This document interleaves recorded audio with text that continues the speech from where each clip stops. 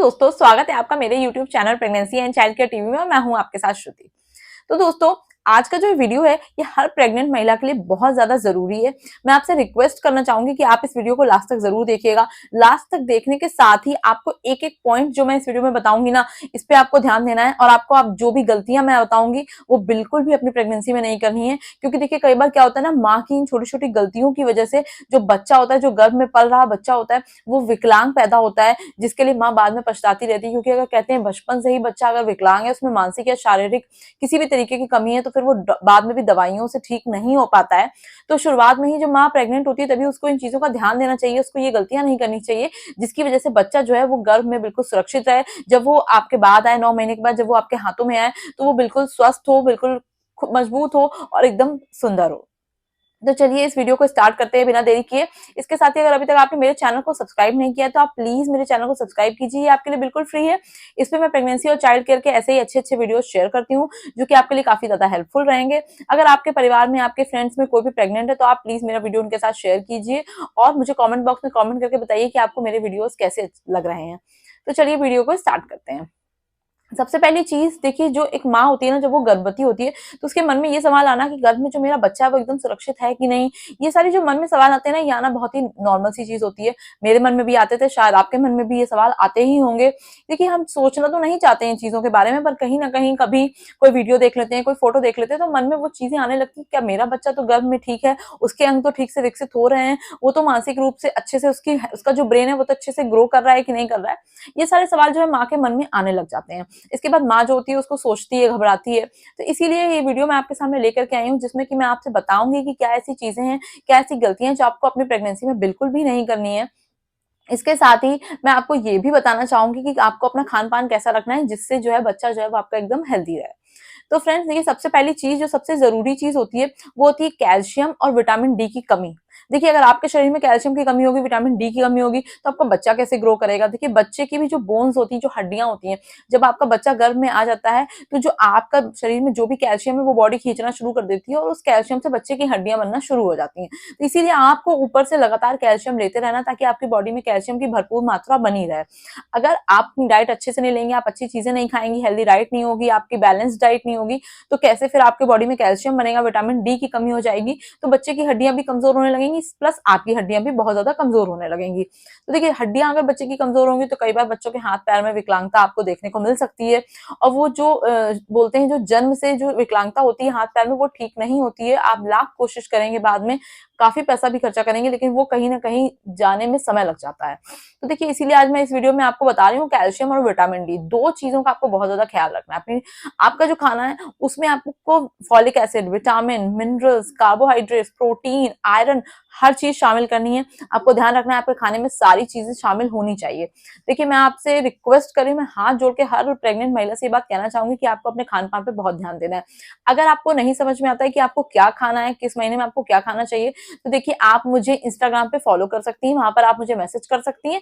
मैं आपके साथ बताऊंगी, मैं आपको शेयर करूंगी एक प्रॉपर डाइट चार्ट, मैं आपको शेयर करूंगी जो कि आपको अपनी प्रेगनेंसी में लेना ही चाहिए। तो प्लीज आप मुझे इंस्टाग्राम पे मैसेज कीजिए, इंस्टाग्राम पे मुझे फॉलो कीजिए और मैं आपको आपका जो डाइट चार्ट है, आप अपना प्रेगनेंसी का मंथ मुझे बताइए, मैं आपके साथ डाइट चार्ट शेयर जरूर करूंगी।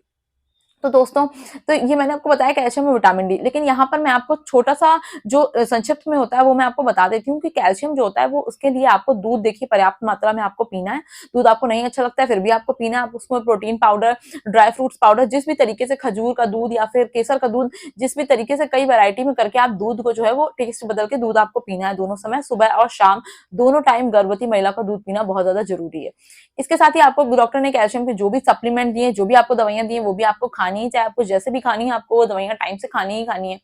इसके साथ ही आपको कैल्शियम के लिए आपको अपने डाइट में पनीर भी आप शामिल कर सकती हैं, उसमें भी कैल्शियम होता है, दूध के जो भी आइटम्स होते हैं उनमें कैल्शियम होता है।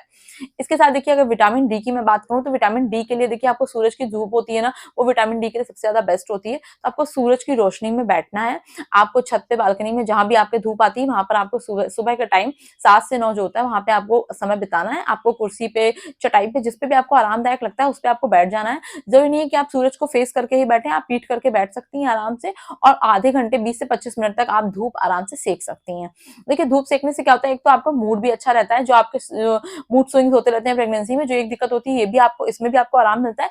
प्लस जैसे कि मैंने बताया विटामिन डी का बेस्ट स्रोत तो सूरज की किरणें ही हैं, तो विटामिन डी की कमी नहीं होगी, जिसकी वजह से बच्चों के हड्डियों में, अगर बच्चे की हड्डियां नहीं मजबूत बनेंगी तो फिर देखिए उसके अंगों में, जैसे मैंने बताया, विकलांगता आ सकती है। तो उससे भी आपको टेंशन नहीं होगा, आपका बच्चा एकदम स्वस्थ और हेल्दी होगा। इसके बाद जो दूसरी चीज होती है वो देखिए स्ट्रेस होता है। स्ट्रेस के लिए मैं बार बार अपनी फैमिली, आप देखिए सब मेरे यूट्यूब की फैमिली है, मेरा परिवार है, इसलिए मैं आपको बार बार ये चीज समझाती हूँ, अपने हर वीडियो में मैं ये बात बोलती हूँ। आप जितनी भी महिलाएं यहाँ मुझसे जुड़ रही है ना, ये सब मेरा एक परिवार है और मैं चाहती हूँ कि हर महिला की जो है डिलीवरी नॉर्मल हो और उसका बच्चा एकदम स्वस्थ हो और माँ भी एकदम स्वस्थ हो। इसीलिए मैं बार बार कहती हूँ कि स्ट्रेस तो देखिए आपको लेना ही नहीं है, टेंशन तो आपको लेना ही नहीं है। कुछ महिलाएं होती है प्रेगनेंसी में बस रोती धोती रहती है, सोचती रहती है, परेशान रहती है, कुछ फैमिली मैटर है, कुछ घर का झगड़ा है, देखिए जो भी चीजें आपको साइड में कर देना है, अपने बच्चे के लिए आपको सारी चीजें किनारे कर देनी है। इस समय आपको केवल अपने बच्चे पर ध्यान देना है। स्ट्रेस लेने से कई बार क्या होता है ना, आपको पता है स्ट्रेस हार्मोन जो होता है ना वो बच्चे तक पहुंच जाता है। तो आप क्यों ऐसा करती हैं, मैं ये पूछना चाहती हूँ, क्यों आप इतना स्ट्रेस लेती हैं? आपको रोना धोना सब छोड़ देना है, आपको सिर्फ खुश रहना है, आपको उन लोगों से बात ही नहीं करनी है जो लोग आपको स्ट्रेस देते हैं, परेशान करते हैं या फिर आपसे नेगेटिव बातें करते हैं। देखिए कुछ लोगों का तो काम ही होता है दूसरों को परेशान करना, उनको नीचा दिखाना। आप उन लोगों से दूर रहिए, ना उनसे फोन पे बात करिए, ना उनसे सामने से बात करनी है। आपको बस अपने आप को ऐसे जोन में रखना है जहां आप खुश रह सकें।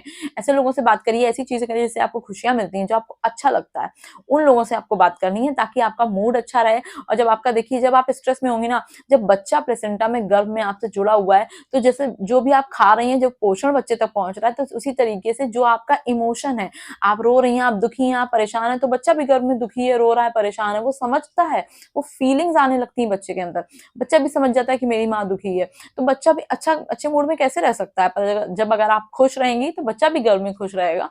इसीलिए आपको ज्यादा से ज्यादा हैप्पी वाली चीजें करनी है जिससे आपको खुशियां मिलती हैं। जो भी आपकी हॉबी है, जो भी आपकी पसंदीदा चीजें हैं, बुकें हैं, कोई कॉमेडी की मूवी जिसमें आपको देखने में मजा आता है, हंसी आती है, वो सब चीजें आप करिए। आप प्लीज ये नेगेटिव चीजों से एकदम दूरी बना के रखिए, बिल्कुल स्ट्रेस नहीं लीजिए।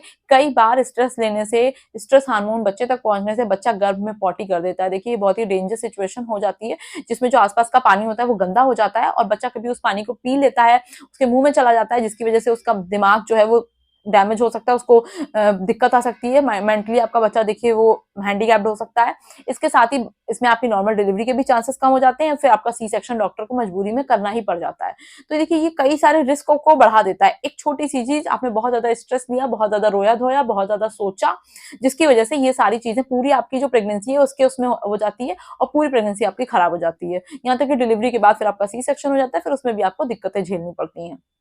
तो प्लीज प्लीज मैं आपसे बहुत ज्यादा विनती करना चाहूंगी, मैं हाथ जोड़ के ये चीज कहना चाहूंगी कि आप प्लीज स्ट्रेस लेना तो बिल्कुल आज से बंद कर दीजिए।